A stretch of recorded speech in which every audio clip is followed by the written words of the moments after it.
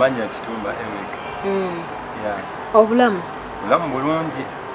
Aga stage okozesa ki? Amanya ga stage era nkozesa Kitumba Eric. Yeah. Wajja wasikirizibwa otya okuyingira music industry? Kitumba Eric ekyansikiriza oyingira mu music industry. Nezuula nti nina talenti y'okuyimba. Ate n'ekirala nga njagala kutuuka ku bantu kubategeeza obubaka bwange n'okubalaga kiki nga nze kyensobola okukola. Yeah. Obubaka ki? Obubaka bwe mostly we nali njagala okubaweereza kubategeeza nti omuntu yadde abeerako obulemu bwonna obw'enjawulo obulabika oba obutalabika naye ng'alina ekintu ekirala kyasobola okukola ekyenjawulo oba ekifaanaganako n'oyo atalina bulemu. Yeah. Kati gwe wakiyisa mu nnyimba? Ebiseera ebisinga nkiyisa mu nnyimba oba ne interviews kati ng'eno. Yes. Mu music industry omazemu bbanga ki? Music industry kati ngenda myaka 3.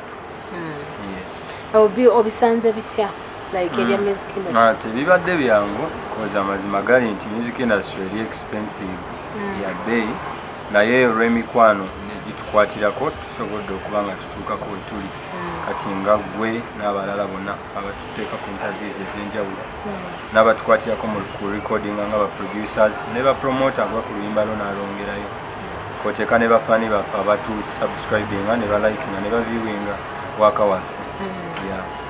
Kakati tulaba Kitumba Eric omuyimbi naye abantu bandyetaaze okumanya Kitumba Eric yaani, ozaalibwawa, okola ki ebirala bwe bityo? Kitumba Eric mwana nzaalwa Yerakai Masaka.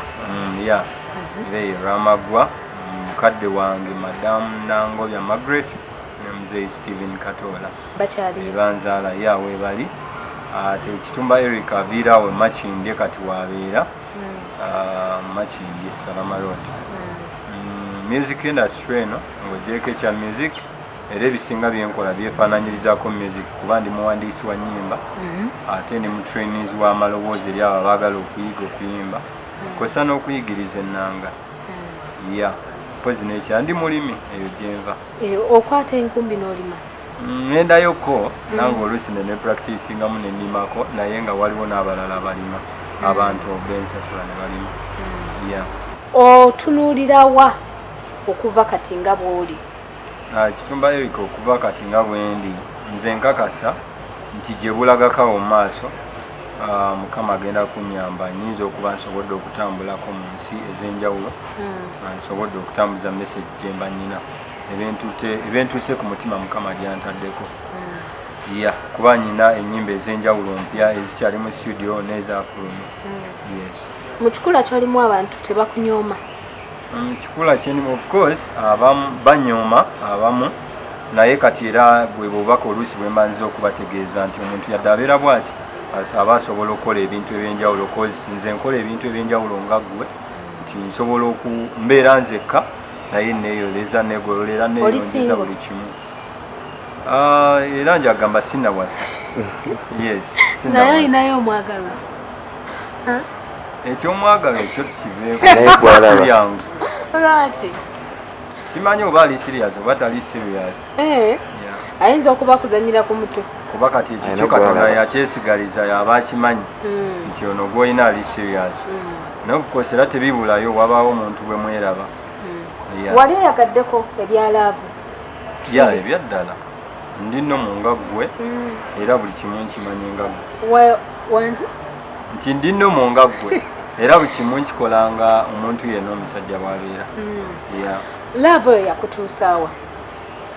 Laavu eno mwempise bambi akatima kange kasigaddewo katono kati bambi nsaba ggwe tokamenya abafunye chance n'oba nako. Bakumenyako omutima? Nnyo tebamenya na mumenye wabula bagumalawo bumanyi. Olwo nga ki nga bawansonga ki? Nawe oba oli awo kyeka abo baba awalabi batamanyi bye baagala kuba ekisooka kyabina bw'omuwa obudde ate akuyisaamu amaaso bw'otamuwa budde ate agamba tomwagala kati simanyi nakyo oba ki kye baagala. Kati eyali akukyale ne bikuluma yakugamba ki? Nze teyankyawa muba nkyawe naye nalaba just nga afunye muntu mulala. Ndowooza ye yalowoozaamu nti kirabika tuyinza obutakibalansi nga temwa tukyewuunyisa wazza ndaba ku TV ate amasimu nankubira amangi ate ng'oluusi waliwo eyeewangulira ekifo ayagala okufuna eyo chance. Ekitegeeza baagala butaala.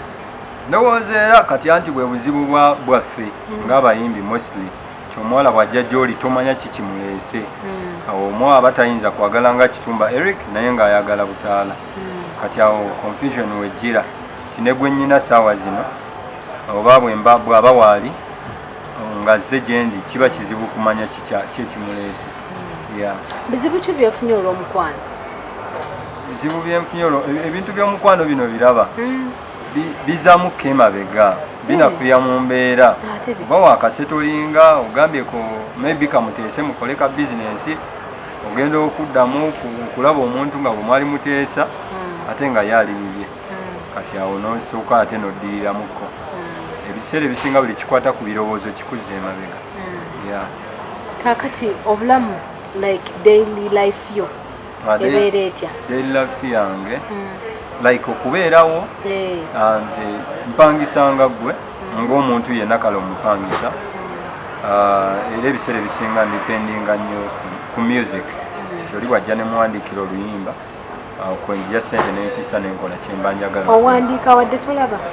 Pandiika actually nkozesa bintu ebyenjawulo ng'essimu smartphone era ngenda ku WhatsApp, Facebook nga ne akawunti zange zonna eza channels zeddukanyiza naye nga mostly nkozesa computer ne keyboard bwe mba mpandiika. Kati ofiiringa otya? Nasoma ng'omuntu omulala naye kale namanyiira ekyo kintu kye tuyita keyboard mansobola okuwandiika. Computer eba eyogera gye nkozesa nteekamu software ayogera ebeera ng'ezammwe bamuyita JAWS n'essimu era nteekamu software bagiyita voice assistant so eba esobola okunsomera buli kimu era WhatsApp mba mpatisapinganga n'ekirala nti nafuba nnyo nenjiga buli kintu omuntu kyasobola okukwatako nga bakikola nga nsobola okukikola era y'ensonga lwaki nsobola okuvuga eggaali nga ggwe okuvuga piki obala ssente ebintu bwe bityo. Obulamu ng'okula bwali butya? Obulamu bwange nga nkula bwanyumira kuba nze nagenda okwetegereza nga ndi ku ssomero byo tebyalimuko byangu mu ntambula kuba neetambuzanga okuva ewaka paka okugenda ku ssomero naye ekirungi nenjagalwa nnyo abasisita nga mbeera mu kigo ebiseera ebisinga so bwanyumiramu naye kye nazuula nti abantu kati we nava ngambe nnyina otuuka ku bantu nga bw'otuula mu takisi omusajja agamba gwe Muzibe naawe wandibadde waka nga weebase neyeerabira nti ate future yo si agenda ogirwaninga nga naawe olina otambula onoonye ekikubeezaawo kati n'ekizuula nti bangi bayinza okuba bambi tebamanyi mbeera gye tubeeramu na butya bwe balina otutegeera nga balowooza bajja tukwatirwa bukwatiza kissa mu kifo ky'okumanya ki kye tusobola ate ne batwongerezaako awo ne tugenda mu maaso. Kintu ki kye baali bakoze ne kikuluma nga nakati kye kyakuluma? Ebiseera ebisinga Mukama mwebaza yanjamu ekintu ekinnumya era byonna bye bankola nabyerabira. Kintu ky'osinga okwagala? Kintu kyensinga okwagala okukola kiri kyonna gwe kyowulya nze nyumirwa nnyo okuwuga oba ogamba byennyumiro nyumirwa nnyo owuga n'ovuga eggaali mpozi n'okusoma ebitabo. Ate ebyokulya osinga kwagala ki? Ebyokulya nkoko